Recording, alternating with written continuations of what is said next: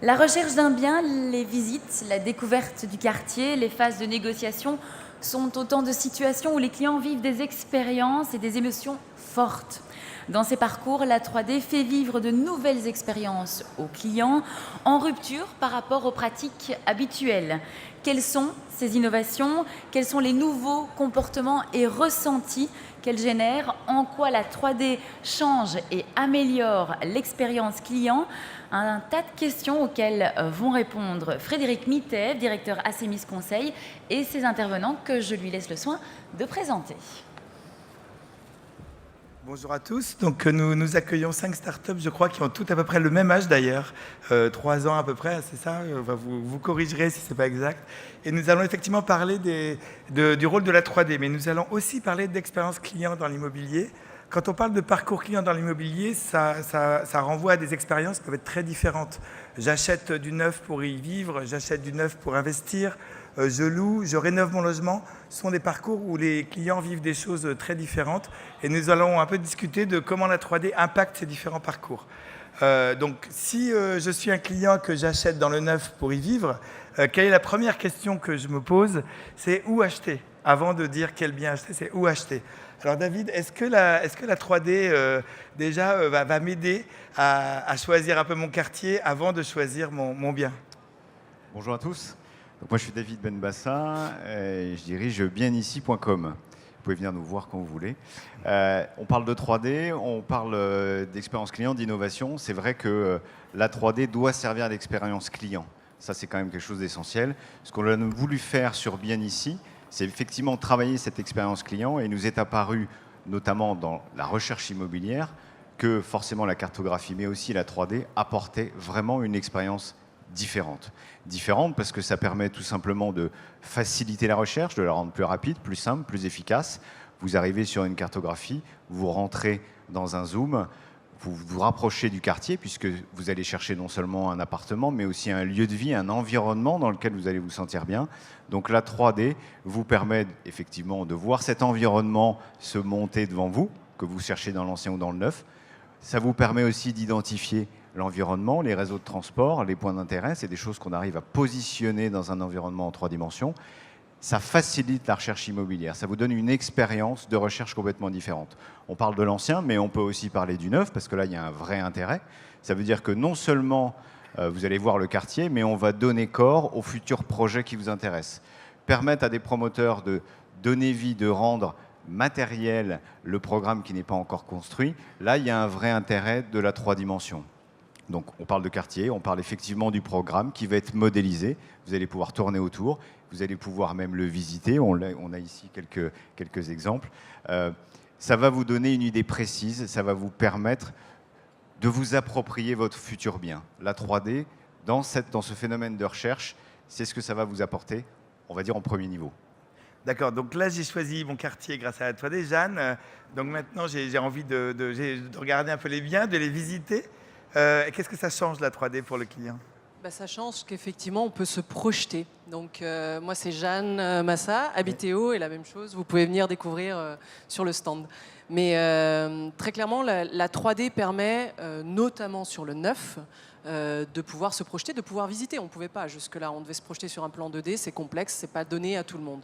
Ça permettrait quelque part d'arriver à avoir un effet, on parle d'effet waouh, mais on parle aussi de coup de cœur. Finalement, on va pouvoir découvrir l'environnement, c'est une première chose. Découvrir le quartier, découvrir la résidence telle qu'elle sera, et puis rentrer dans un appartement et avoir le plan de son appartement décoré. Ça permet quand même de voir les espaces, d'avoir une perception de l'espace. Ça, c'est extrêmement important parce qu'on ne l'a pas toujours. Et ensuite, de rentrer sur une visite virtuelle avec des vraies vues. Si on sort sur un balcon, eh bien d'avoir la vue qu'on aura depuis son balcon. Il y a des fois où effectivement il y a un immeuble en face, et il y a des fois où on peut se permettre d'avoir des choses juste extraordinaires. Donc ça permet de qualifier véritablement l'intérêt sur le bien et d'être plus productif dans sa recherche. On perd moins de temps, on n'a pas de temps à perdre aujourd'hui à aller tout visiter. Donc ça nous permet effectivement de filtrer tout ça avec un effet waouh. Alors Bastien, j'ai donc choisi mon quartier, j'ai visité mon appartement qui n'existe pas encore, mais je me pose la question, c'est quel est le potentiel de cet appartement, comment je vais vivre dedans, comment je pourrais le décorer, est-ce que tu as, et je sais que tu as, des solutions pour répondre à ça? Bonjour à tous, donc Bastien Pacro, moi je suis dirigeant de Rinov, qui est une société spécialisée dans le conseil en aménagement et décoration d'intérieur. Effectivement, nous on s'est positionné davantage sur l'immobilier ancien, même si on répond aux besoins du neuf, mais l'immobilier ancien parce que nous on venait de l'immobilier ancien. Et aujourd'hui, en fait, notre solution, elle a une grande vertu pour les agents immobiliers, et je dirais que c'est vraiment une innovation dans l'approche du marché, c'est d'élargir la cible d'acheteurs potentiels, puisque le contact se fait par l'intermédiaire aujourd'hui avec les annonces immobilières via le web, sur un contact par l'intermédiaire d'informations visuelles principalement, des photos, un descriptif. Et souvent ces contacts entrants sont procurés justement par la sensation que l'internaute va pouvoir avoir lors de la visualisation de l'annonce. Et aujourd'hui, je n'ai pas besoin de l'expliquer, on le voit avec toutes les émissions de homestaging, les gens ont du mal à se projeter. Et pour le peu que la décoration ne corresponde pas simplement au goût de l'acheteur potentiel, il n'y aura pas de contact entrant. Et du coup, nous, ce qu'on constate, c'est que simplement un appartement que l'on va redécorer, dépersonnaliser ou présenter de manière plus moderne, on va parfois tripler, quadrupler le nombre de contacts entrants, et donc on offre de nouvelles perspectives à l'annonce immobilière et au bien immobilier, puisque tout simplement on permet de présenter l'état actuel, mais surtout le potentiel, qui souvent est important et pas visible. Merci. Xavier, en termes de ressenti client, donc qu'est-ce qu'on cherche à... Qu'est-ce que la 3D change? Est-ce qu'on va parler de confiance? Est-ce qu'on va parler d'émotion? Qu'est-ce que ça génère vraiment comme sentiment chez les clients? Et qu'est-ce que vous cherchez à faire chez Drobotics là-dessus? Voilà, alors, moi d'abord, Xavier Claes, je suis un des fondateurs de Drobotics. On a été créé en 2014, comme vous disiez, mais aujourd'hui on est actif dans plus de 50 pays. Enfin, on a créé une one-stop shop sur lequel tous les professionnels d'immobilier, que ce soit existants ou neufs, vont pouvoir trouver des outils marketing, visuel, communication, qu'ils vont pouvoir utiliser justement pour mieux promouvoir un bien. Alors pour répondre à la question, la première chose, c'est très clairement la 3D va nous permettre, à nous les professionnels, mais surtout pour l'acheteur final, à découvrir un bien neuf ou même existant d'une façon complètement différente, complètement différente de ce qu'on a eu l'habitude de voir dans les dernières années. Et là, il y a vraiment une opportunité justement avec la 3D d'ajouter cette partie d'innovation et de donner cette nouvelle expérience aux clients. Pour moi, la grosse innovation que la 3D peut apporter au parcours client, c'est quelque chose où le marché de l'immobilier a eu beaucoup de mal finalement à rattraper ce retard, et c'est aussi la raison pourquoi nous on a lancé Drobotics à l'époque. Ça va peut-être enfin permettre au marché de l'immobilier de promouvoir, de marketer un bien comme pourraient le marketer des autres sociétés dans d'autres domaines. Pensez à un Apple, pensez à un Nike. Il y a des raisons pourquoi la majorité de vous ont aujourd'hui un iPhone dans leur poche. C'est parce qu'ils arrivent à attacher cette émotion à un produit. Et je pense que là, il y a une grande opportunité d'utiliser justement la 3D pour essayer de générer cette émotion. L'achat d'un bien, bien sûr, c'est un achat qui est réfléchi, mais c'est aussi un achat émotionnel. C'est l'achat le plus important pour la majorité des personnes qui vont acheter un bien. Et donc, c'est important d'essayer de donner cette émotion à un bien. Et la 3D peut vraiment aider là-dedans. N'oubliez pas, Apple aujourd'hui, c'est la plus grande capitalisation boursière au monde. C'est en grosse partie parce qu'ils arrivent à justement créer cette émotion auprès de vous. Voilà.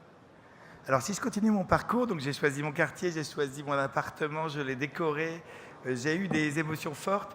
Jeanne, moi, j'arrive au moment de la vente, donc je passerai la parole ensuite sur la... j'arrive au moment de la vente. Et là, j'ai rendez-vous dans une bulle de vente, dans un endroit en chantier. Est-ce qu'il n'y a pas un risque d'être un peu déceptif sur la suite du parcours par rapport au début où j'aurais été un peu enchanté, ému par mes visites 3D? Alors c'est vrai qu'il faut retrouver une cohérence avec tout ça, et c'est des outils qui s'amènent très bien dans les bulles de vente. C'est des outils qui changent la manière de vendre. en fait. Je crois que là, on est sur une période un peu charnière où les vendeurs vont se transformer plutôt en conseillers, en accompagnants. Ils vont devenir des experts, comme disait Frédéric. Il va vous expliquer tout ça. Mais les forces de vente ont besoin de changer, de s'adapter à ces outils.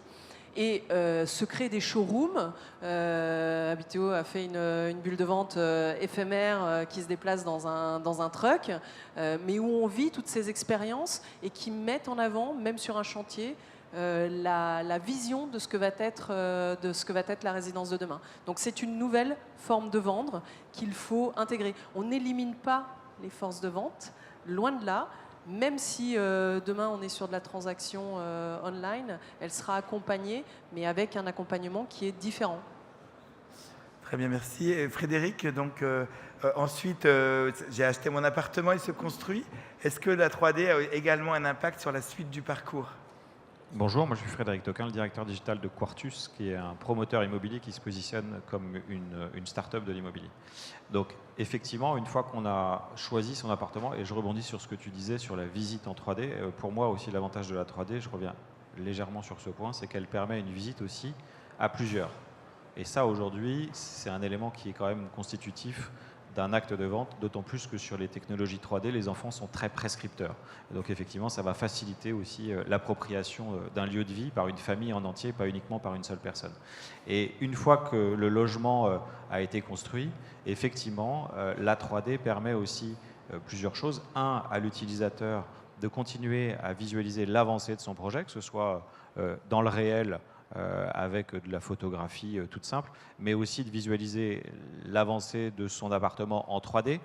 Et enfin, je dirais, elle a aussi, la 3D, une vraie importance en termes de suivi de la qualité de ce qui va être livré par rapport à ce qu'a demandé le client. Et donc ça, c'est uniquement en se reposant sur cette nouvelle technologie et sur le socle technologique qui est le BIM, qui est beaucoup utilisé maintenant, ou qui va être de plus en plus utilisé dans l'immobilier neuf.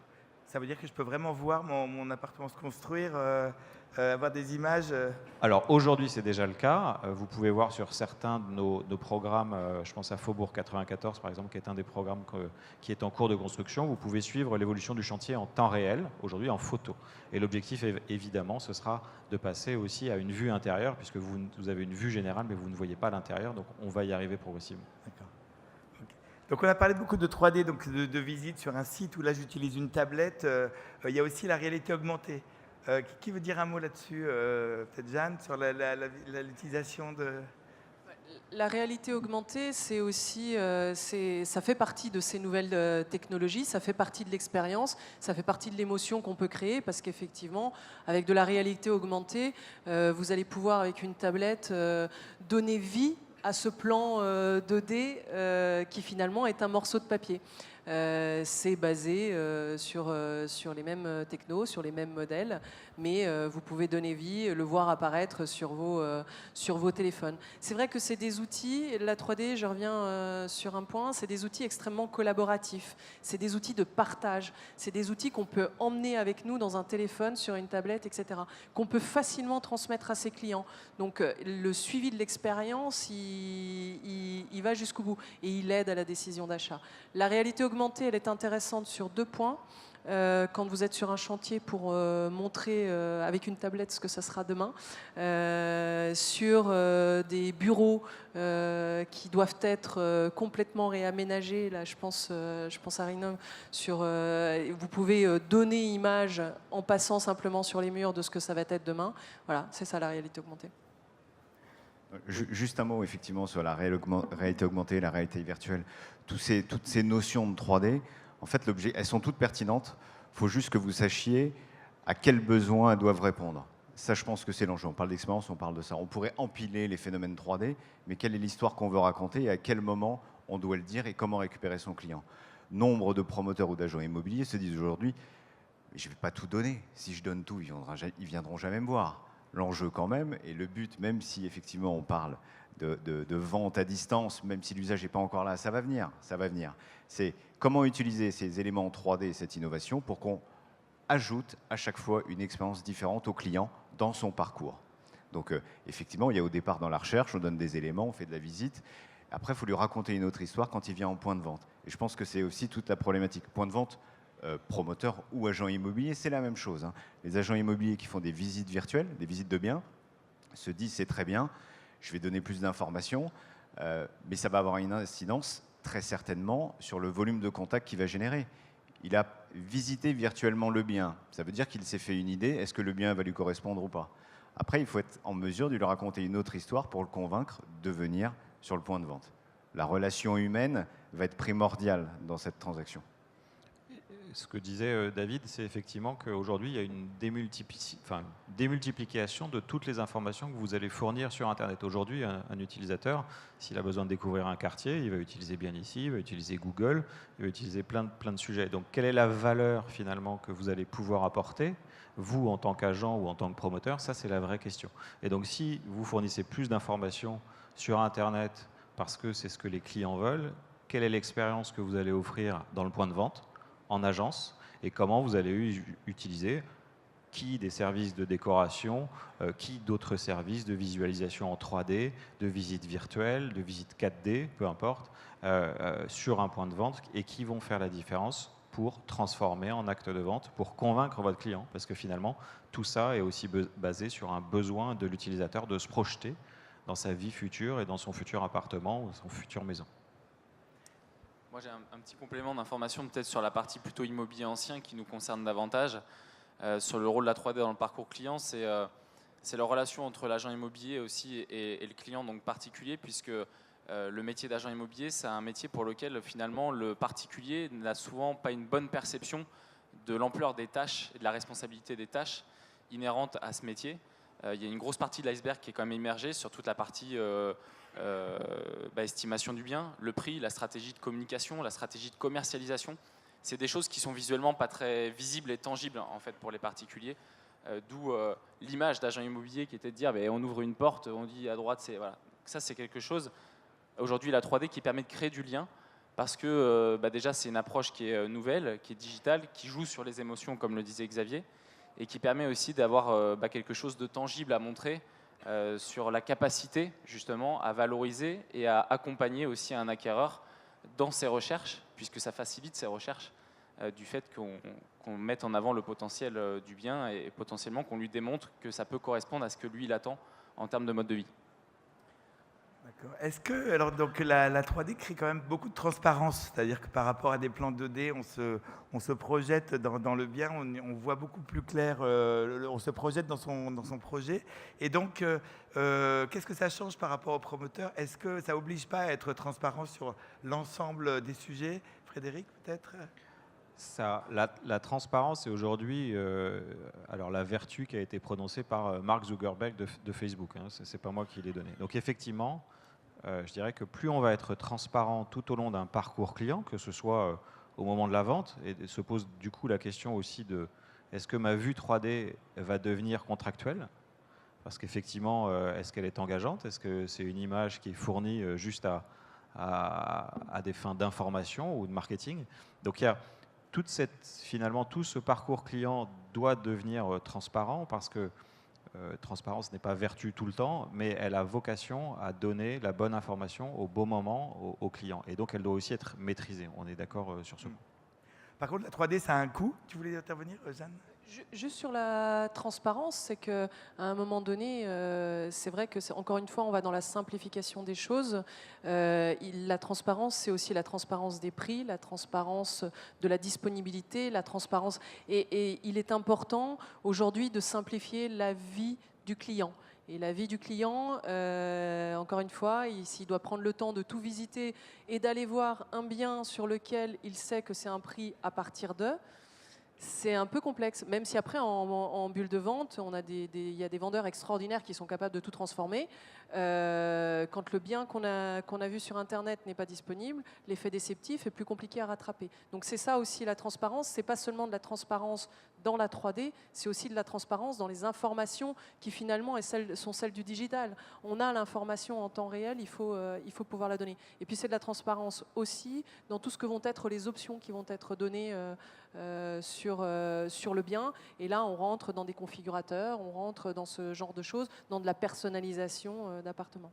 Et la personnalisation sur un appartement, je terminerai là-dessus, elle est similaire aujourd'hui à ce que vous pouvez faire sur une automobile. Vous allez sur n'importe quel site de constructeur, alors c'est plus ou moins bien fait selon le constructeur, mais vous savez quelle est la voiture que vous allez avoir. Si vous rajoutez des sièges en cuir ou des sièges en alcantara, vous savez combien ça va vous coûter. Donc toutes ces options, elles ont aussi vocation à être complètement transparentes et à être engageantes finalement, puisque si vous promettez la promesse, si elle devient déceptive au moment de la réalisation, effectivement, vous avez perdu un client et un client qui va devenir détracteur, alors qu'on sait qu'un client qui est détracteur, c'est 10 clients de perdus. Alors, du point de vue de la transparence, il y a une question qui se pose aussi, c'est que si je suis promoteur, j'ai un programme de 100 appartements, est-ce que je peux me contenter de permettre la visite en 3D des 2 appartements témoins, des 45 types d'appartements que j'ai dans mon programme? C'est aussi de la transparence de montrer vraiment les appartements que les acquéreurs peuvent acheter. Bon, et il y a une histoire de coût, je ne dirais évidemment. pas mot transparence, moi je serais plus sur de la cohérence, parce que ça voudrait dire que la transparence, à moins qu'il n'y en avait pas. C'est pas ça l'idée, je pense que le sujet c'était que on n'imaginait pas que le client pouvait être intéressé par tous les sujets, avant la commercialisation, après la commercialisation. Bref, on sait qu'aujourd'hui, on a accès à tout en un clic, 2 clics.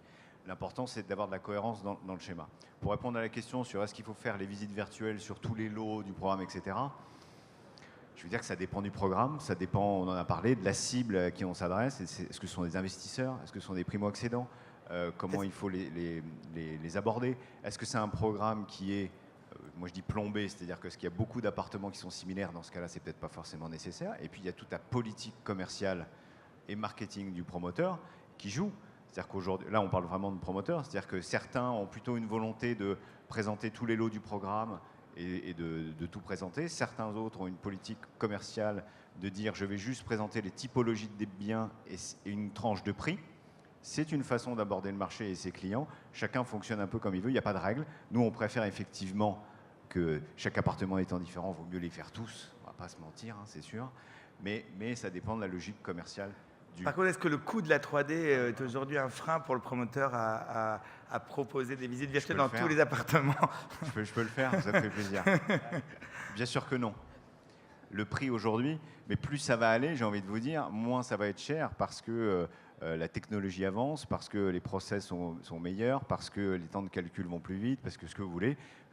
Ce qui est vrai aujourd'hui, c'est que pour les promoteurs qui font une modélisation physique en point de vente, c'est-à-dire réel, en carton, en papier, en ce que vous voulez, ça coûte plus cher qu'une modélisation virtuelle. Donc j'ai envie de vous dire, il n'y a pas tellement d'hésitation à avoir. Et pour en avoir discuté avec certains promoteurs, ça a beaucoup de vertus de faire des modélisations virtuelles. Non seulement vous pouvez effectivement la disposer et la diffuser sur l'ensemble de vos supports digitaux, ça c'est quand même un premier intérêt. La maquette physique, c'est plus dur à transporter parce qu'elle se casse en plus.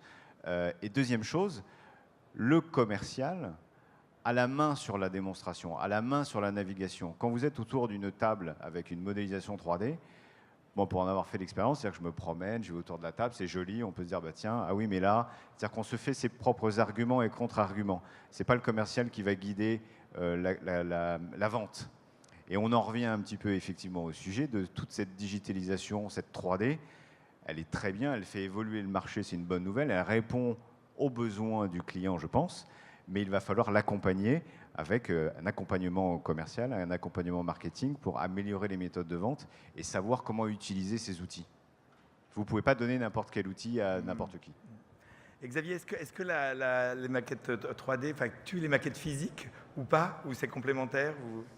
Alors, moi je pense que quoi qu'il arrive, on a une vision assez différente dessus. Alors bien sûr, toutes ces innovations, c'est des choses, nous aussi on fait ça en interne et voilà, on essaye de vendre. Mais en même temps, on a une vision assez différente dans le sens où, pour moi, la 3D, elle doit être utilisée correctement. Elle doit être utilisée quand elle a du sens. On en parlait déjà rapidement tout à l'heure, hein, mais la première, faire de la 3D pour faire de la 3D, pour moi, c'est pas un objectif en soi. Je pense vraiment qu'il y a un certain nombre de projets. Je pense qu'il faut réfléchir à une stratégie, quelle est la stratégie, quelle est la cible de la clientèle, et après, de là partir pour mettre en place ces stratégies, et peut-être que la 3D rentre dans cette stratégie. C'est certain que le type de projet, le budget que le client met à disposition va faire dépendre. Moi, quelque chose que nous, on essaye de faire personnellement en interne, c'est, et ce qui est très important, je trouve, dans justement toutes ces visites 3D, dans tous les éléments concrets, et c'est lié à cette émotion, c'est essayer de créer des choses qui sont visuellement magnifiques, qui essayent de nouveau créer cette émotion, mais qui sont aussi très réalistes. Et ça, c'est très clairement, on va dans cette direction-là. Comme il disait, on va vers de la 3D qui est de plus en plus avancée. Mais en même temps, nous, notre métier, c'est de marketer, de différencier un promoteur. Et ça, pour vous, les promoteurs, mais peut-être même les agents immobiliers, la première réflexion à se faire, c'est: est-ce que je fais cette 3D parce que mon concurrent fait de la 3D, ou comment est-ce que je vais essayer de faire ressortir, différencier mon bien par rapport au reste? Je pense qu'un élément qui est pour nous quelque chose qu'on fait là-dedans, c'est par exemple, on ne va jamais proposer des packages tout faits aux clients. Pour nous, chaque projet doit être réfléchi, et que ce soit la 3D, que ce soit un navigateur, que ce soit des configurateurs, ils ont un rôle, ils peuvent avoir un rôle à jouer là-dedans. Voilà. Là où je rejoins Xavier sur l'utilisation de la 3D, c'est que, en fait, c'est un terme qu'on a positionné, mais la 3D, pour moi, aujourd'hui, c'est un outil de restitution d'un travail. C'est-à-dire qu'on fait de la décoration d'intérieur, on fait de l'aménagement d'intérieur, et la 3D n'est qu'un véhicule de restitution. Demain, ça se rappellera peut-être de la 5D, de la 6D ou autre. Et du coup, c'est vrai que c'est un sujet qui est assez délicat, parce qu'au final, ça reste une arme à double tranchant. L'avantage de la 3D, c'est de rendre les choses transparentes, de mettre en avant potentiellement le potentiel. Mais si on pose des meubles rapidement, qu'on ne travaille pas, qu'on ne soigne pas la décoration, ou qu'on ne qualifie pas le style de décoration en adéquation avec sa cible, alors là, ça peut devenir dangereux. Et c'est vrai que c'est un sujet qui est important. Alors nous, je me suis présenté comme aménagement et décoration d'intérieur, parce qu'effectivement, la 3D, c'est un véhicule de retranscription, encore une fois. Et puisque tu as la parole, Bastien, qu'est-ce que ça change pour les agents immobiliers? Est-ce que, par exemple, ça facilite l'obtention de mandats, qui est quand même crucial pour les agents immobiliers, ou pas? Oui, bah, évidemment, en fait, il y a deux grandes motivations à l'utilisation dans l'immobilier ancien. La première motivation, qui semble la plus évidente, c'est de mettre en avant le potentiel d'un bien, et donc de générer plus de contacts entrants, parce qu'on élargit la cible d'acheteurs potentiels, d'accélérer la vente. Mais finalement, on se rend compte que la première motivation souvent de nos clients agents immobiliers, c'est de rentrer aussi des mandats et de signer des mandats exclusifs, parce qu'il faut des arguments aujourd'hui face aux propriétaires vendeurs, face aussi à la concurrence. Et encore une fois, comme je le disais, parce que c'est un métier que j'ai pratiqué, être agent immobilier, en fait, c'est un métier pour lequel il faut beaucoup de qualité humaine et de sensibilité. Et toute la démarche justement d'évaluation du bien, de stratégie de communication, de présentation du bien, c'est des choses qui sont très chronophages, mais néanmoins, malheureusement, que le client particulier vendeur souvent a du mal à percevoir sur sa plus-value. Et donc, il se dit, pourquoi pas, je vais tenter l'aventure tout seul. Et là, aujourd'hui, les services que l'on propose, et il y en a d'autres, mais l'avantage, encore une fois, de ce service, c'est qu'il est visuel et qu'il est tendance en plus avec les émissions. C'est qu'on présente la problématique au client vendeur en disant, votre bien, il semblerait qu'aujourd'hui, la cuisine, par exemple, soit séparée de la pièce de vie. Or, les gens, aujourd'hui, aiment les espaces ouverts ou semi-ouverts. Donc on risque d'écarter une typologie de population qui ne va pas parvenir à se projeter. Et l'image, Xavier en parlait tout à l'heure en illustrant avec l'image de Apple ou Nike, c'est pas anodin. C'est qu'aujourd'hui, un même produit, potentiellement, on peut l'acheter 5 fois, 10 fois, 15 fois, 20 fois plus cher, juste pour l'émotion. Et donc du coup, ça permet effectivement de démontrer qu'avec une prise en charge de l'agent immobilier, parce qu'aujourd'hui, ils le prennent systématiquement en charge puisque ça coûte quelques euros maintenant, ce service, on est capable de répondre à une vraie problématique. Et ça, c'est un service qui aujourd'hui reste accessible aux professionnels, quoi. Alors avant de parler de l'avenir de la 3D, une dernière question. La 3D, ça vient des jeux vidéo. Avec une génération en plus très, très habituée à utiliser des jeux vidéo, est-ce que du coup, il y a un potentiel dans la 3D à faire quelque chose qui ressemble à un jeu pour l'utilisateur? Qui veut répondre? Alors, dans le jeu, Juste un mot. non, c'est moi. Là, je suis désolé. Effectivement, et je pense que c'est ce qu'on a discuté ce matin brièvement, c'est qu'il y a la projection dans un univers complet qui est à faire et qui n'est pas un univers uniquement de l'appartement, du futur lieu de vie. Et donc, il faut arriver à emmener l'utilisateur, alors que ce soit dans une bulle de vente, à plusieurs, une famille entière, dans des lieux, et pas seulement dans un lieu de vie, mais aussi comment est-ce que je vais faire pour emmener mes enfants à l'école. Donc, d'où l'importance des informations de tout l'environnement. Comment est-ce que je vais réussir à me projeter dans le temps quand on va prendre le petit déjeuner ensemble, où est-ce qu'on va s'asseoir, comment est-ce que...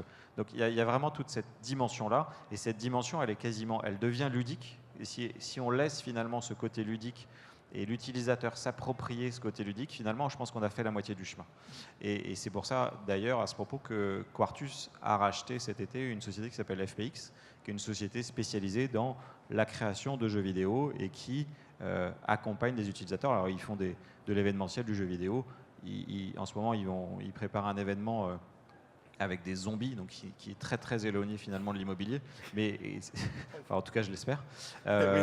Et effectivement, c'est cette vision de l'entertainment, de l'amusement qu'on va aussi amener dans ce type de visite. Alors, juste sur cette partie de gamification, il y a toute une part de jeux vidéo aujourd'hui qui représentent des vies virtuelles. Donc dans ces vies virtuelles, il y a des logements virtuels, on a nos propres avatars qui ont une deuxième vie. Et finalement, il y a toute une économie virtuelle qui s'est mise en place, qu'on aborde très difficilement, en tous les cas sur ma génération, mais les générations suivantes, elles vivent avec ça, elles se construisent des métiers avec ça. Et demain, les choses seront complètement différentes. Donc on peut imaginer demain, avec un avatar, acheter son appartement dans un monde virtuel où par contre, on aura tout l'environnement qui sera complètement l'environnement prévu sur le quartier. En fait, vous parlez de bien ici. C'est plutôt une bonne nouvelle. Non, mais revenir sur les jeux vidéo, c'est amusant parce que qu'est-ce qui fait la particularité d'un jeu vidéo? C'est que c'est effectivement ludique, addictif, c'est bien fait, c'est rapide. On peut maintenant les utiliser partout. Donc c'est ça qui fait la particularité du jeu vidéo. Et c'est ça qui fait la réussite de n'importe quel outil. C'est-à-dire qu'il faut que ce soit rapide, ludique, que ce soit utilisable partout. Donc c'est très proche. C'est-à-dire que l'expérience qu'on va donner, il faut qu'elle s'en rapproche. C'est exactement ça. Et je pense que pour les nouvelles générations, ça paraîtra complètement habituel et normal Xavier, tu voulais dire un mot? Donc on va passer une dernière... Oui, tu voulais dire un mot? On va passer une dernière séquence qui est un peu sur l'avenir, donc se projeter, prendre un peu de hauteur et se dire quel est le potentiel de la 3D pour le futur. Alors peut-être Xavier, je te laisse commencer. Comment tu vois l'avenir de la 3D? Comment tu vois le potentiel de développement de la 3D? Alors nous, on a en effet, moi et Pascal, la génération encore un peu plus... tout ce qu'on vend... tout ce qu'on va faire en 3D, toutes les innovations sur lesquelles on travaille, entre autres chez Robotics, c'est des choses dans lesquelles c'est une expérience que nous, on aimerait bien survivre en tant que jeunes. Et je pense très clairement la génération des millennials qui arrive attend très clairement une expérience, c'est ce qu'on disait, de plus en plus immersive, où on va venir ajouter de la 3D. Pour moi, ce qui reste important, c'est on vend un style de vie, finalement. On va pas seulement vendre de la 3D, un bâtiment, on doit essayer de vendre un style de vie. Ces gens doivent s'imaginer vivre là.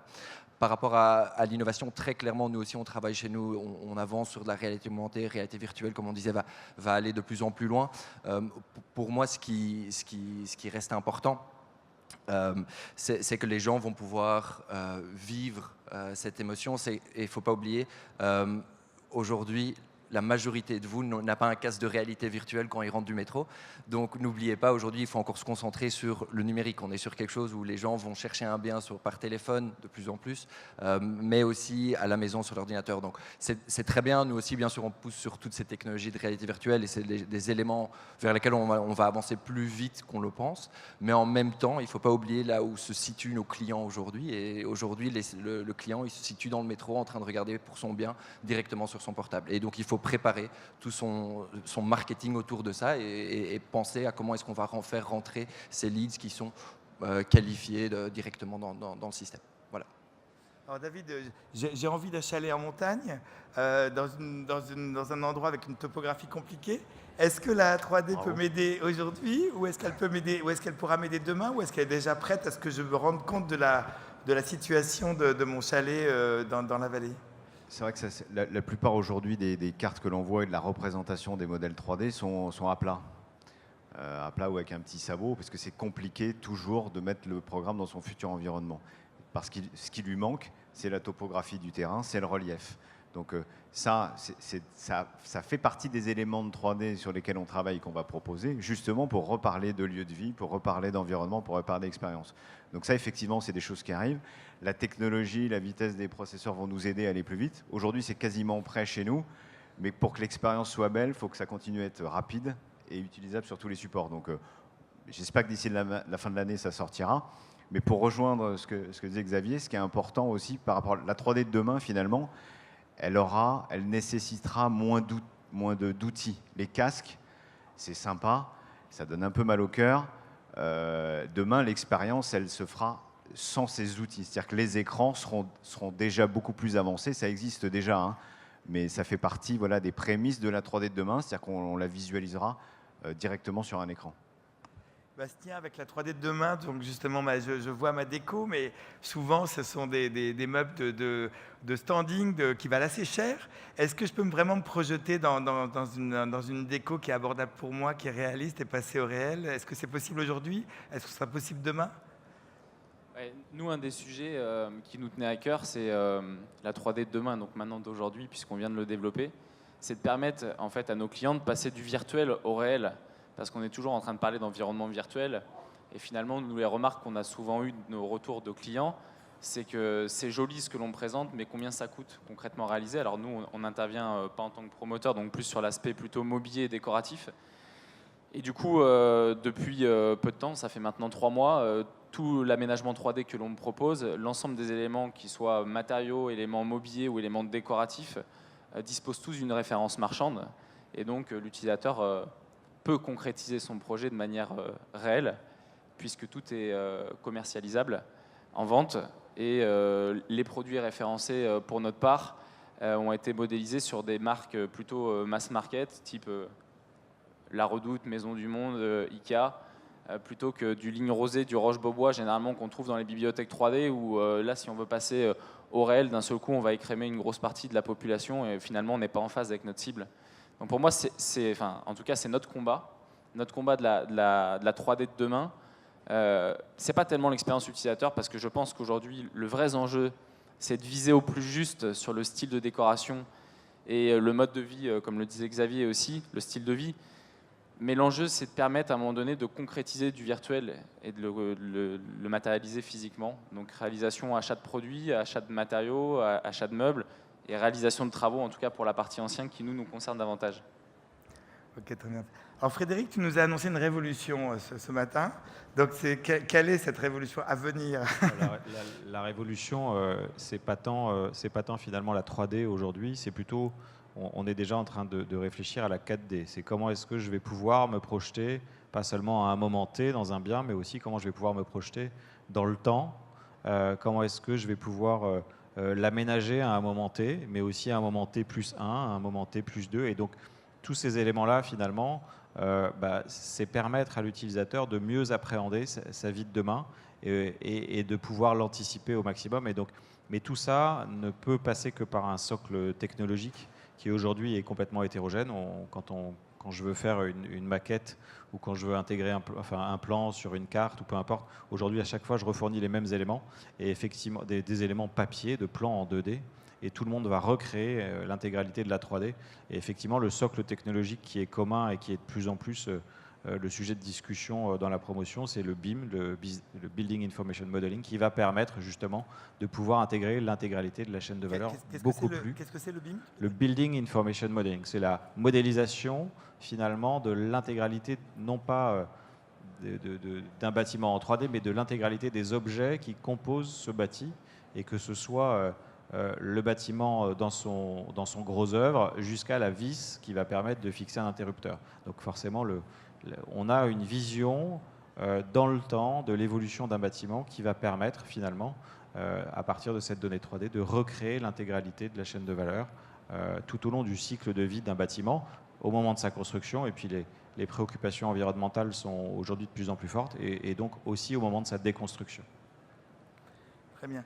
Alors Jeanne, si on se projette encore plus loin ou moins loin, mais comment tu vois l'évolution? Quelles sont les idées que vous avez en tête pour exploiter au mieux toutes ces technologies? Alors, c'est vraiment, encore une fois, c'est le parcours client. Et le parcours client du début jusqu'à la fin. Et je suis totalement d'accord de dire le parcours client, il ne s'arrête pas non plus à l'achat. Donc, il faut continuer à l'accompagner. Mais je ne suis pas tout à fait d'accord sur un point. C'est que vous dites la 3D de demain, c'est celle de pouvoir vivre la vision virtuelle sur tous les écrans. La vision virtuelle sur tous les écrans, elle existe déjà. On a déjà de la virtualisation de l'ensemble des écrans. Les casques, c'est effectivement le goodies qui va accompagner les enfants. Mais l'expérience immersive, elle est déjà possible sur un téléphone. Alors, on va améliorer tout ça. Et effectivement, moi, je pense qu'on va aller sur toujours plus de virtualisation. Encore une fois, faut-il savoir jusqu'où est-ce qu'on va dans le besoin du client. Donc c'est de lui offrir les options, c'est de pouvoir personnaliser, c'est de pouvoir répondre à ses attentes, c'est de pouvoir lui donner toute l'information dont il a besoin sur son achat. Contextualisation, ce que vous faites très bien, mais aussi de la data. Il a besoin de tout ça, il a besoin de se projeter sur l'école qui est à côté. Le jour où, sur Bien Ici, il pourra réserver son école ou sa crèche, ça sera top. Voilà. David, tu veux compléter? Non, moi, je suis forcément d'accord avec Jeanne.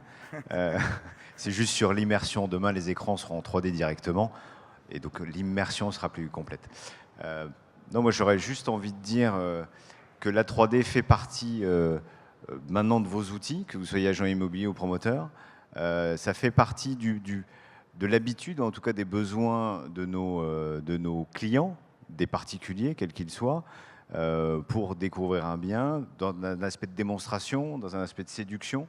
Donc il ne faut juste pas en avoir peur, il faut juste identifier effectivement les parcours et de savoir les mettre aux bons endroits. Chez Assemis, on a une conviction forte, c'est que plus de digital, ça veut dire aussi plus d'humain. Donc je pense que là, on a parlé de beaucoup de technologies, mais je pense que c'est important de dire que tous les acteurs de l'immobilier doivent changer leur comportement pour accompagner les clients. Et peut-être une dernière question, c'est que c'est vrai que la 3D peut amener beaucoup plus de questions qu'un plan 2D. Un plan 2D, on a du mal à se projeter.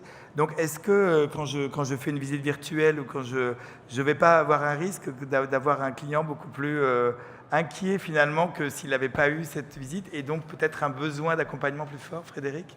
C'est ce que tu disais exactement à l'instant. Plus on va donner d'informations et plus on va être transparent, plus on va aussi susciter le questionnement. Et donc, le digital n'est pas là pour remplacer l'humain. Au contraire, l'humain, il est aussi là pour accompagner tout au long du cycle de vie du client. Et donc, on a vu que les prix de la 3D s'étaient complètement écrasés en quelques années. Et comment est-ce qu'on fait pour utiliser ces ressources, finalement, pour les réinvestir dans l'humain, puisque finalement, c'est l'humain qui va faire aussi la différence à l'avenir quand on accompagne un client. Oui. Moi, si je peux me permettre, juste encore une fois sur la partie plutôt agent immobilier notamment, en fait, on s'est aperçu que tout ce qu'on est en train de se dire, finalement, je pense que le public est relativement d'accord et on a pris conscience depuis un certain temps. Nous, en tout cas, on a réussi à augmenter notre pénétration de marché pour une raison assez simple qu'on a découverte il y a finalement peu de temps. On pensait que c'était le prix. Et l'évangélisation, faire prendre conscience de l'importance de mettre en avant, finalement, on se rend compte que quand on discute avec nos clients ou des prospects, ils en ont plutôt relativement conscience. Mais c'est la simplicité d'accès, parce qu'aujourd'hui, le prix, en 4 ans, pour faire simple, les prix de la 3D ont été divisés presque par 10. On a organisé nos systèmes de production, on a développé des logiciels qui permettent de retranscrire plus vite nos idées. Donc on arrive sur des prix d'acceptation vraiment de marché. Mais le deuxième sujet, c'était finalement quel temps je vais y consacrer pour offrir cette expérience à mon client. Et là, il y a pas mal d'acteurs qui ont fait des choses sur le sujet et dont nous, on a développé une technologie qui nous permet, à partir d'une simple photo qu'on reçoit de notre ami agent immobilier, de reconstituer un environnement 3D et de lui délivrer un projet. Donc avant, on passait sur un process, il fallait qu'il dessine un plan, qu'il envoie des photos, qu'il mette des commentaires, une démarche qui prenait le temps d'un shooting photo plus d'une mise en ligne. Et aujourd'hui, c'est quelques secondes ou quelques minutes. Et je pense que ça, c'était une responsabilité du coup de notre fait, plutôt des prestataires, des acteurs dans la 3D. Et c'est un sujet sur lequel on a tous vite évolué. Et je vous invite à venir nous voir justement pour découvrir vraiment cette évolution. parce que aujourd'hui, réellement, la 3D est accessible en termes de prix, mais aussi en termes de simplification de process et d'échange d'informations. Tu veux compléter, Jeanne? Juste que effectivement, ces évolutions-là, ces changements ne se feront pas sans l'humain, ne se feront pas sans une mutation des forces de vente, sans les emmener sur l'utilisation de ces outils. Moi, j'ai été extrêmement surprise ce matin de l'un de nos clients promoteurs qui m'a dit oui, c'est génial, j'adore, moi j'adore, mais mes vendeurs ne l'utilisent pas. Ok. Et les tablettes, elles restent dans le placard. Oh, mon Dieu, ça fait peur. Donc là, on se dit, il y a à embarquer, en fait, et ça, c'est vous tous qui serez capables de le faire, c'est d'embarquer ce changement de mentalité, de le tourner vers le client, de le simplifier. On est tous réfractaires au changement. On l'est tous. Mais voilà, on avance par petits bouts, et c'est vrai que c'est de l'évangélisation. Vous aviez un mot de conclusion? C'est juste pour conclure exactement, nous on a exactement les mêmes conclusions. Je pense qu'une innovation, pour qu'elle soit une innovation, elle doit être accessible au niveau des coûts, mais aussi au niveau de la façon dont ça va être utilisé. Et utilisé par les professionnels, très certainement, mais pensez aussi que quand on va créer des outils comme des visites 3D, comme des navigateurs, tout ce type d'outils qui peut être très utile dans la vente, l'objectif final, c'est que l'utilisateur final, l'acheteur, puisse l'utiliser en direct, sans formation, sans rien du tout. Donc cette accessibilité à l'innovation, c'est peut-être encore plus important que l'accessibilité au prix et tout ça. C'est vraiment, et s'assurer que n'importe qui, et là on ne parle pas seulement des millénaires, mais vraiment la grosse partie des personnes qu'on cible, va pouvoir accéder, comprendre l'outil qu'on va mettre devant eux. Voilà. Voilà, donc on va s'arrêter là-dessus. Et pour en savoir plus, rendez-vous sur les sites de Robotics, bien ici, Habiteo, Rinov et Quartus. Et merci à vous tous. Merci. Merci Frédéric.